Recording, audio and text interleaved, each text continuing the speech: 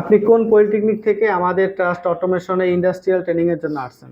আমি Barguna polytechnic institute থেকে আসছি। বরগুনা পলিটেকনিক। আপনি তো এখন 3D র কাজ করতেছেন নাকি? জি। ইতিমধ্যে আপনারা কি কি কাজ শিখেছেন আমাদের এইখান আমরা থেকে? এই পর্যন্ত 2D সাইজ সুপারভিশন এবং 3D কাজ চলতেছে। 3D কাজ চলতেছে। এস্টিমেটের ক্লাসও তো আপনাদের হয়েছে নাকি? হ্যাঁ। এস্টিমেটও শিখেছেন।